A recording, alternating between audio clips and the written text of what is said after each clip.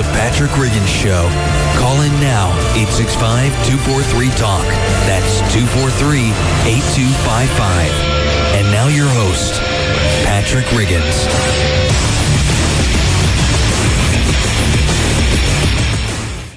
I'm not the devil, but I am the hero of the libertarian fight for a return to our original American ideals. This is Patrick Riggins, and you're listening to the Patrick Riggins Show here on the Libertarian Lighthouse Radio Network.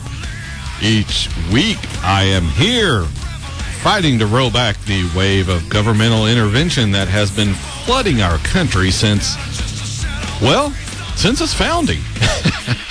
Even back then, we had people who wanted to tell others what to do, wanted to be nosy and know what their neighbors were up to. Providing us with a robust broadcast signal is a station reaching parts of 5 of these great southeastern United States and 2 time zones. It is none other than 100.3 WNOX. But we don't just limit ourselves to the warm and humid part of the country, though. We reach out via the internet worldwide. Just bring up your web browser and type in www.wnoxfm.com. There you can watch and listen to the show via the in-studio webcam. That address again, if you missed it, is WNOX and then FM.com. Joining us as he does each week is the Sunday show captain of the mixer board here at WNOX. Dig it. And our show producer is our Tori. Hello. How's it going? Going good. Excuse me. You have something coming up here in March, don't you? Yes, coming up, not next week after, of course, St. Patrick's Day is formally... That's my day. Is that your day? St. Patrick, yes. Okay, I get it now. His name's Patrick. He's making a funny. Band formerly known as The Invaders, which is now called Beat Club, will be performing at the Crowning Goose Saturday. That's St. Patrick's Day Saturday. We'll be performing there from 9:30 till probably close Saturday. And then St. Patrick's Day on Sunday, we will be there from 6:30. That's 6:30 show start time, 6:30 till about 9:30. And that's at Sunday of St. Patrick's Day. Sounds good. Sounds fun. Inviting everyone, free drinks, I guess, on you guys? No. Oh. Especially not the Crowning Goose. That would help the attendance, probably. But it's going to be British rock and roll. So come on out, check it out. I'm sure, too. And you say it was on St. Patrick's Day? Yeah, well, we're playing the night before St. Patrick's Day, and we're going to be playing St. Patrick's Day. So catch us one or the other, that Saturday and Sunday. And Patrick will be there signing autographs both days. So come on down, get the line started. He will be signing autographs, kissing babies. Dressed in green? Hugging ladies. Hugging ladies. Hugging ladies, kissing babies. So, yeah, could I hug the babies and kiss the ladies? If you want, that's fine. that would work. Just don't hug them too tight. You'll crush them. They're tiny and fragile. Well, it's St. Patrick's Day, Old City. I don't think there'll be too many babies. There may be some babes. I will hug them and squeeze them and name call him George. I watched Bugs Bunny when I was little. I know what you're talking about. All right. Monsters are interesting. Interesting people. Right. All right. Thank you for tuning in again this week. You're listening to the Key Radio Show, the benchmark, the cornerstone of the Libertarian Lighthouse Radio Network. We provide the bar over which other radio shows try to jump. Why is that? Because we are the only show that's consistent in its views and analysis. We aren't hypocritical.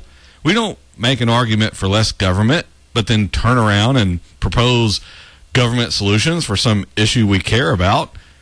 This is what you hear on all the other radio shows on the air. Well, and television as well. Yes, every single one.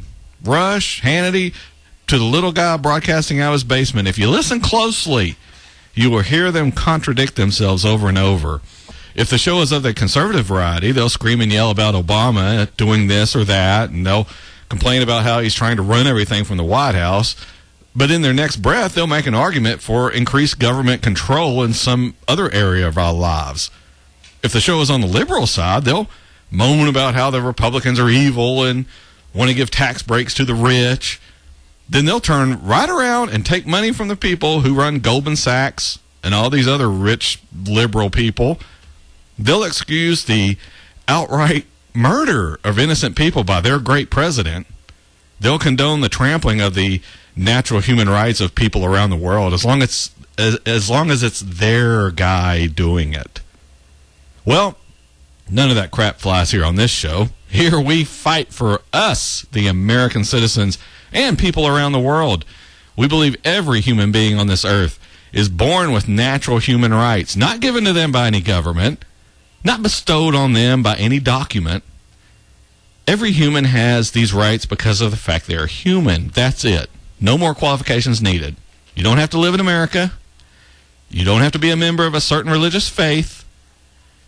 If we are to be a civilized society, we must, and let me emphasize that again, we absolutely must respect those natural human rights. If we aren't going to do that, then who are we to demand that others do so? Our government wants it both ways. Well, thinking about it, really doesn't. It only wants it's one way. The government wants your rights for itself. That is what this fight is all about in a nutshell. Our government is trying to become human. It is trying to acquire for itself the rights only given to living people. The government has no rights. It only has permissions to do the things we allow it to do, nothing more. But if you observe the actions of government, you will see it craves the freedoms we have for itself. And the only way to get those freedoms is to restrict yours. That's how the freedom equation works. It's a zero-sum game. If the government confiscates more freedom, then your freedom is reduced. If you take back more of your freedom, the government's is reduced. Therein lies the battle, the actual war, which unfortunately we have to fight. And if we want to remain free, we have to win. We're up on the first break here on the Patrick Regan Show already. Have a full pack show coming up for you.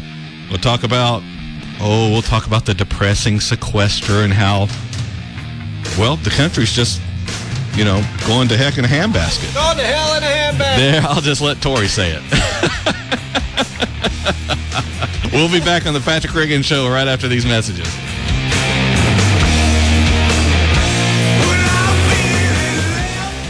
Fighting for freedom, liberty, and the restoration of the Constitution. The Patrick Regan Show. Call in now at 865-243-8255. That's 243-TALK. And now your host, Patrick Riggins. Welcome back to the Patrick Regan Show here on the Libertarian Lighthouse Radio Network. Tori doing the REM dance there. Is it the end of the world as we know it? Yes. Yeah, you would certainly think so, wouldn't you? I mean, after listening to all these federal government people and their proxies. It's raining toads. Yes. We don't have any money. They're just crying about their extremely small reduction of federal spending. I don't have any money. Exactly. That's exactly. And I've got something to do with that here later on in the show, a little story they have about how we're having to cut back more than actually the federal government. But right now, what I'd like to ask you, do you stop to think about how ridiculous these people are being when it comes to this sequester, how petty and immature they are? We don't have the money. What is so hard to understand about that? Look at the numbers. Nothing more, just the hard, cold numbers. If you're taking in, let's say, 2, and you are spending 5, that's not sustainable. It's that simple. I don't care what you call it, how you want to spend it or spin it. 2 is not greater than 5. If we're taking in less than we're spending, we have a problem. Now, there are people who say, well, all we need to do is increase the 2, make it a 6, and then it'll be greater than 5, the 5 we're spending. Sure, that'll work, but for how long? And is that the correct action to take?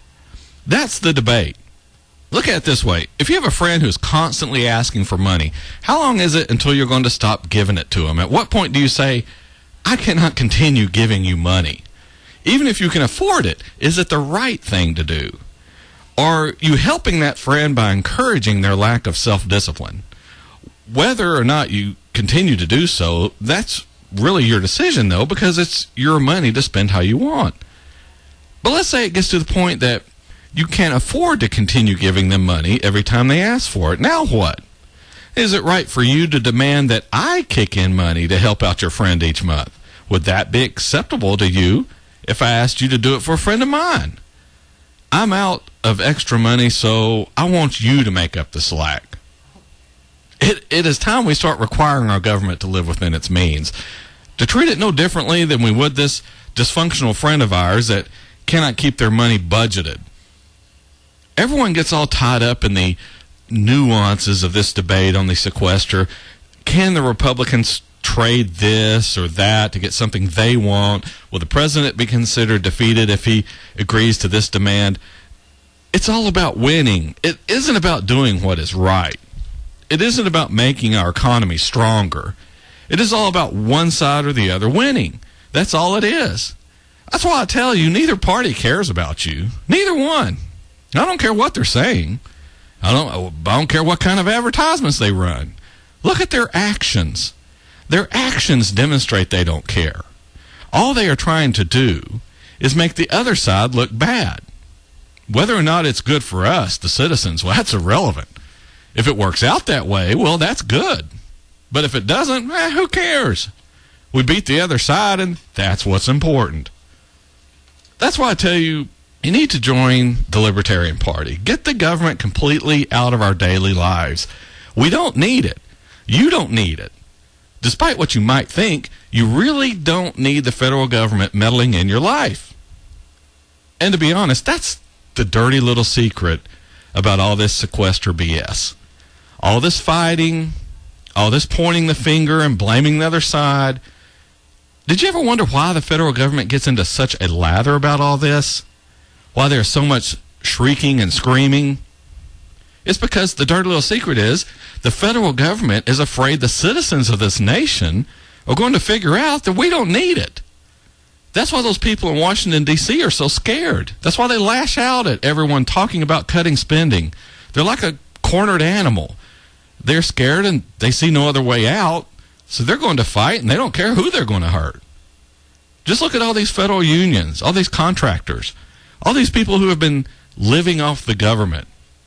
They are no better than people living in government housing and receiving government handouts.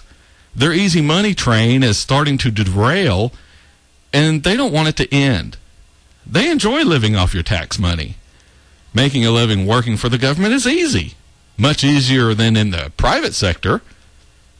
When that easy life starts coming to an end, they start squealing like a stuck pig. Remember now, this is only a few % reduction in the amount of spending. Nothing really. And this is the reaction we are getting. The spending reductions will not even make a small dent in the debt we have run up, and you would think the world was ending. What is going to happen when we have to make the reductions necessary to ensure our economy stays afloat, our country stays solvent? That will be much more than we are reducing now. These people will be jumping out of windows, all because they don't want to work hard.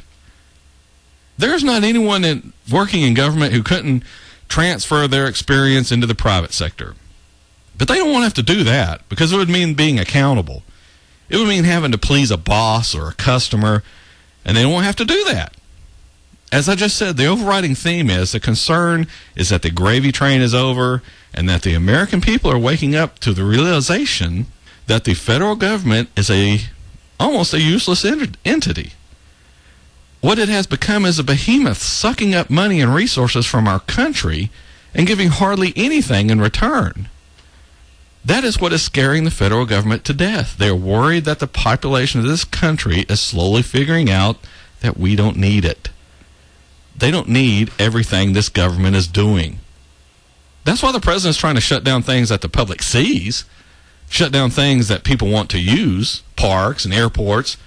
The feds are doing that instead of firing employees and shutting down all these agencies that we don't need. No one would notice that. Thus, no one would care. And that would play into the fears I just mentioned, that of people realizing, hey, I don't need the federal government. People would start asking, why am I paying for all this? I'm not using it, so why am I having to pay for it? By shutting down popular parks and other services that are frequently used, they're hoping people will demand the government get the money it so fervently craves but doesn't really need. Look at it this way. There is no federal state, well, other than Washington, D.C., and some territories outside the 50 states, which we shouldn't have anyway. We should have the states, and that's it. If they aren't a state, then we shouldn't be bothering with them. As I was saying, though, there is no federal state. There are 50 individual United States, but there is no federal state. So anything going on within each individual state, could that not be handled by that individual state? There is no need for the government to be the federal government to be sticking its nose into it. Why do we need the federal government doing something a state could do, or providing a service within a state when that particular state should be handling it? Frequently, the federal government is providing a redundant service in a state that is already providing it. Why? This is what worries the federal government. They are scared a lot of people are going to wake up to what is going on. Fortunately, thanks to a lot of people, and in no small part, this radio show and the network on which it runs, the citizens are starting to do that very thing. They're starting to take control of what is going on within their state and telling the federal government to butt out. You saw it in this recent election with some state marijuana laws. And with the recent actions by the feds to restrict guns, state gun laws are being strengthened, and the federal laws are effectively being ignored or nullified. So if the 50 states can handle what is going on within their own borders, all that's really left is Washington, D.C., and what's specifically written in the Constitution. And you don't need $3 trillion to do that. This brings on the cries of all the government knows best people, though. All the people who don't trust their fellow citizens to make decisions for themselves. These people lust after a central government, central and total control of a population. You can see their true colors when, for example, some governments or governor's state suffers a catastrophe and they go running to Washington for our tax money to fund the cleanup. For example, Governor Chris Christie. We profiled him and his hypocrisy, his give me that federal money right now attitude on this very show a few months ago. If you want to hear that after the show today, shoot over to our YouTube channel at youtube.com/Patrick Riggins Show. You can scroll through all of our past shows and hear how those supposedly conservative Republican golden boys, Chris Christie, Paul Ryan, and most recently Marco Rubio, they're all big government people. They don't think government should be doing the things the liberals have it doing or want it doing. But these so-called conservatives certainly want government sticking its nose into your business in a way they agree with. Every problem doesn't disappear through the workings of the free market alone. I would love to say if we just went on the gold standard, it would all be settled. Yeah, laugh it up there, Mr. Ryan. We're all just a bunch of dumb cattle who don't know how to run our own lives without the government. Yeah, I bet if you're a Republican, you didn't know he made that quote late last year. Paul Ryan, the budget guru, the cut-spending maverick. Turns out he is just like all the rest of them. But that quote, too, is on one of the past shows there on youtube.com. All right, we're up on the bottom of the hour break here on the Patrick Riggins Show. When we come back, we'll talk a little bit more about the sky falling because of the sequester.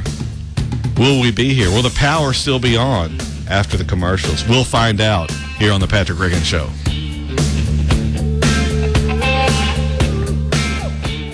Fighting for freedom, liberty, and the restoration of the Constitution. The Patrick Riggins Show. Call in now at 865-243-8255. That's 243-TALK.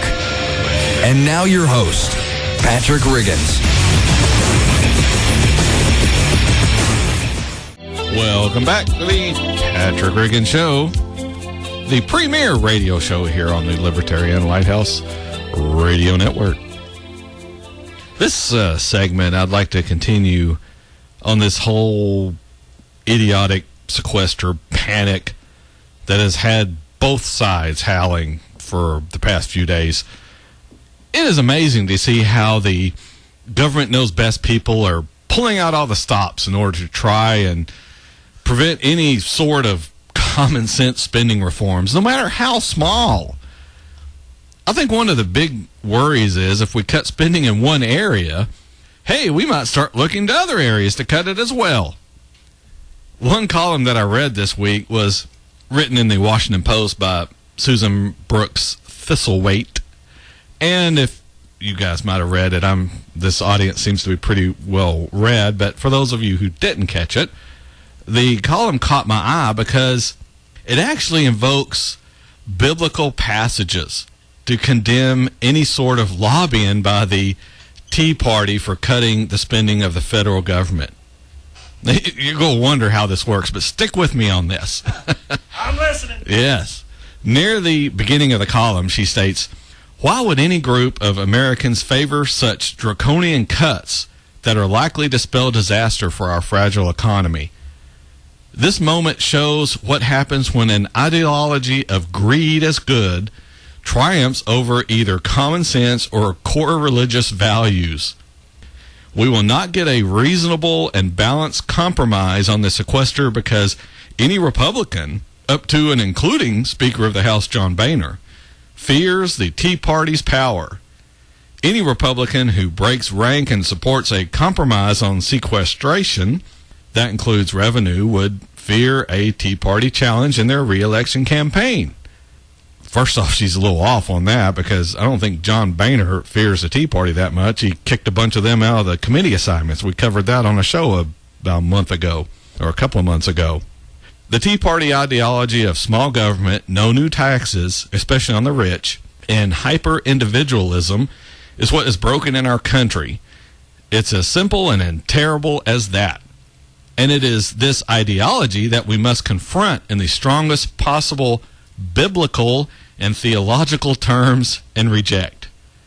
So what this tells you is coming later in this column is a biblical argument against small government, no new taxes, and what she refers to as hyper-individualism, otherwise known as relying on yourself, something Miss Thistlethwaite definitely does not want you doing.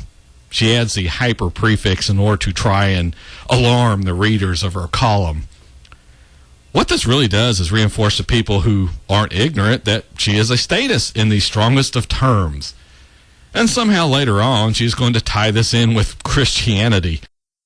The column continues with, we will not have an economic recovery, a thriving middle class, and the ability of the poor to lift themselves out of poverty until we as a nation reject this appalling philosophy. One way to do that is with religious values. In my view, we can do no better than starting with the teachings of Jesus. Oh, yeah, that's right. I distinctly remember reading how Jesus commanded us to lobby the government to steal money at the point of a gun from one individual and give it to another in the form of charity. Yeah, we all remember learning about that in Sunday school now, don't we? How Jesus went door to door demanding people give him money so that he could give it to the poor.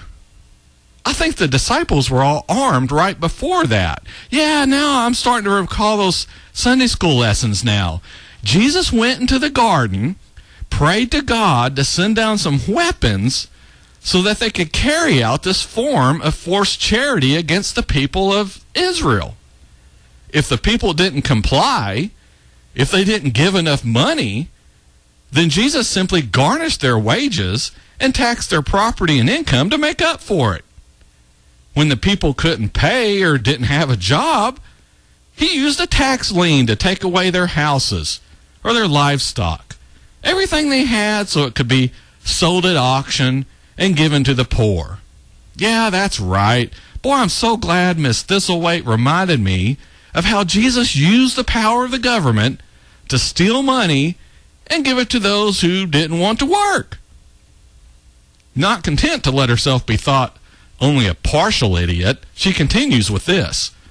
But at its heart, this philosophy is not just the pragmatics of cuts and no new taxes. It is an embrace of greed, selfishness, and hyper-individualism that is the antithesis of what Jesus of Nazareth preached. consider Jesus' words from, and she quotes here, Luke 6, 20 through 21 and 24, which is, "Then he looked up at his disciples and said, 'Blessed are you who are poor, for yours is the kingdom of heaven. Blessed are you who are hungry now, for you will be filled. Blessed are you who weep now, for you will laugh. But woe to you who are rich, for you have received your consolation.'" In other words, the poor are blessed, and the rich don't make out very well in the teachings of Jesus. We need to reject the ideology of selfishness and greed once and for all. It's not moral, and as we shall surely see in the coming months, if the sequester does happen, it is economically disastrous. So if the government has to cut back on its spending, we're not doing what Jesus commanded. Jesus is condemning all rich people. I've talked about all these people quoting the Bible to try and push forward their agendas on both sides. I've talked about this before on the show, and I'll play that for you, a clip from that very show. I think it's really interesting when politicians start invoking God and talking about how Christian they are when they're wanting to treat us in a decidedly non-Christian way. Do you ever wonder if God gets a little angry or irritated with all these people invoking his name and finding scripture to support raising our taxes, reducing our freedoms and liberties? Correct me if I'm wrong, but I cannot seem to find America or our system of government anywhere in the Bible. Doesn't mention anything about it. Doesn't even mention our Constitution, nor our Declaration of Independence.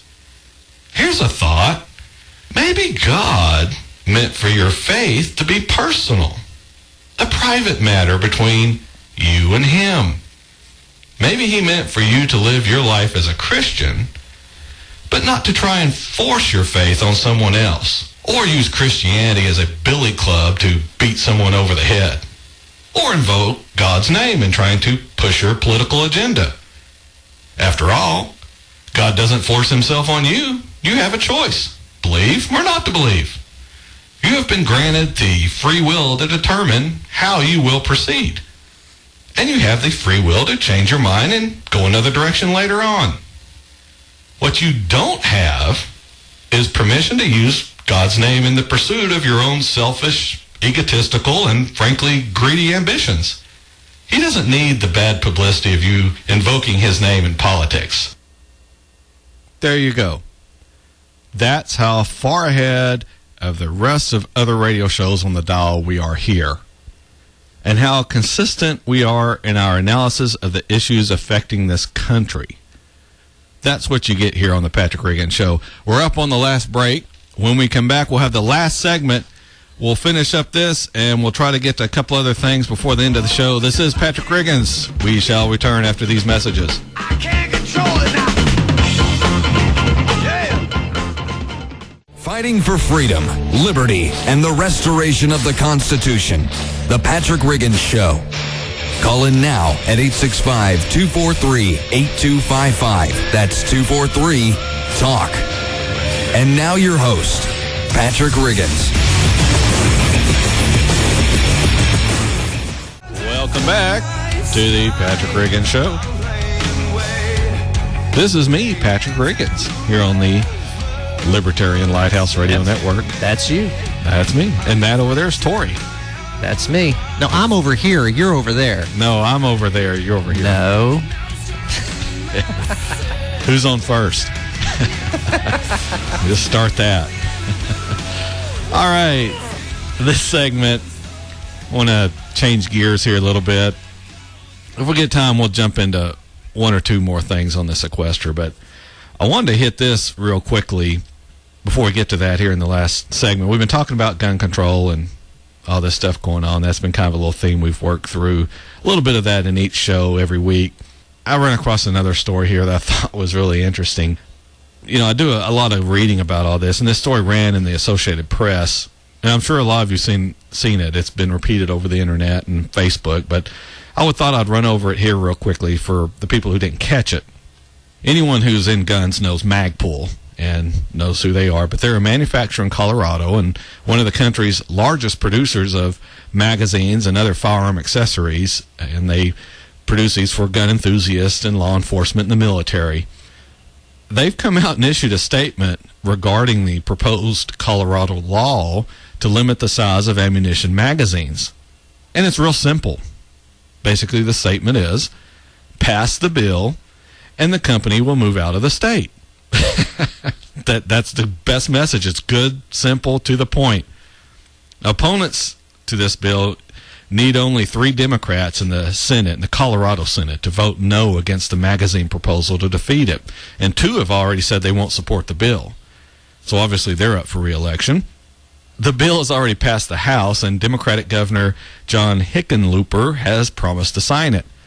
The bill would make it a crime to have magazines that carry more than 15 rounds, with a stricter limit of 8 for shotguns, although people who own larger magazines now would be allowed to keep them. So, do I need to ask the obvious question?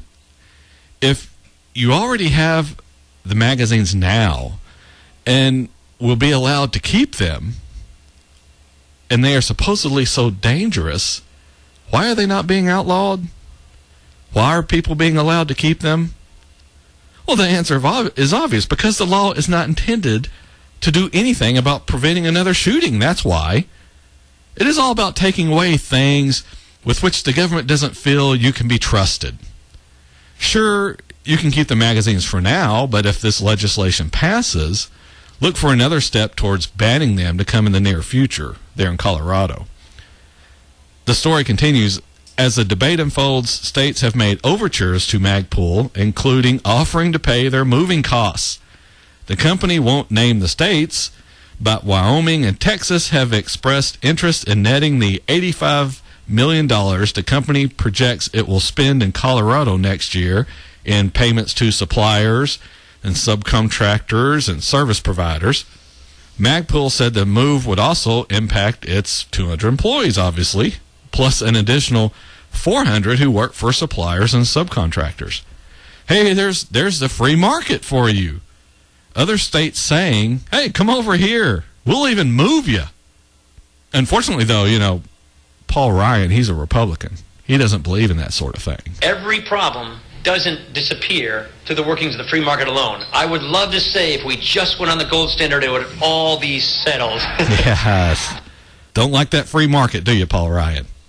Democrats have tried to ease Magpul's fears, amending the bill to make clear that the company can still manufacture magazines of any size as long as they're sold only out of state to the military or law enforcement. Republicans who oppose the restrictions argue Democrats are sending mixed messages about gun control to keep a company in Colorado. It's being hypocritical. These things are either bad or they're not, said Republican Representative Brian Del Grosso. Magpul argues that limiting magazine sizes will not reduce gun violence and that criminals will find ways around laws. Hey, imagine that. Including going to other states to buy larger magazines. Magpul officials note that some of their products sometimes end up in California, which limits magazine sizes to 10 rounds. Now, Magpul director Dwayne Liptak said the solutions that people want to bring up are hardware solutions, and they want to talk about this physical piece of equipment that's not inherently evil. It's not inherently good. It's a tool like anything else. It can be used for good, and it can be used improperly by people who have evil in their hearts. Now, supporters of the proposals in Colorado say Magpul is bluffing and that a move would prove too costly. One of them, which is Bill Hoover, whose grandson AJ was among the 12 killed in the theater shooting there. He said, I don't think Magpul is about to pull out. It's going to cost them a bundle of money. Oh, yeah, here we go with Mr. Hoover, who is an expert because his grandson was killed in the theater shooting. Yeah, that makes you an expert. Hey, Mr. Hoover, did you read where the other states were offering to pay Magpul's moving expenses? Did you read that? No, of course you didn't. Because you see your grandson's death as a way to push a political agenda. I'm sure your children are proud of you taking advantage of their tragedy in that way. Good move there, Mr. Hoover.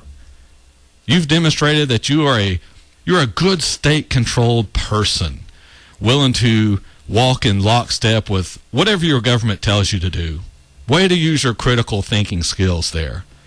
Magpul has since reiterated its statement saying, quote, "It's not a threat, it's a promise."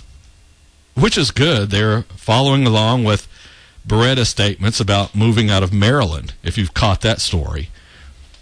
This is how things should work in this country. You don't like how one state is acting, you're free to move to another one. Each state of the union working to better itself, which in turn makes it better for the citizens who live within its borders. And if one state doesn't want to do that, if one state wants to place restrictions on certain things, then it pays the price when people move. Just look at everyone who moves out of New York and goes to Florida or comes to Tennessee. Anywhere. All right, we're up on the end of the show here. Oh, real quick here. I don't know if I have time for this. We'll run. I'll just read some of this real quick. I had some gun death statistics here from the CDC. This is actually deaths other than guns. Cancer deaths, 2009, 574,743 people. Make it illegal. Yeah. Chronic lower respiratory disease, 138,080. Make it illegal. Death from accidents and unintentional injuries, not including guns, 120,000, almost 121,000 people. Diabetes has killed almost 70,000. And then firearm deaths, 2009, 9,000. 9,000. And we're going crazy over all this. We're up here on the end of the show. Oh, got about a minute left, Tori is indicating. So, anyway, I'd like to thank everyone for listening to the Patrick Riggins Show again here on the Libertarian Lighthouse Radio Network. If you want more information about this show, you can go to our Facebook page at facebook.com/Patrick Riggins Show. And you don't have to be a member to Facebook to go to that. Just type in facebook.com/Patrick Riggins Show altogether. But if you are a member of Facebook, be sure and hit that like button. You can also go to YouTube, youtube.com/Patrick Riggins Show. Be sure and join me next Sunday afternoon where once again we'll talk about freedom, liberty, and the restoration of the Constitution. This is Patrick Riggins, and we'll see you next Sunday afternoon at 2 p.m. Have a great week.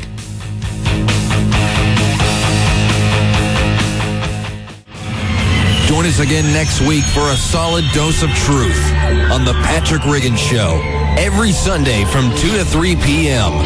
Be there.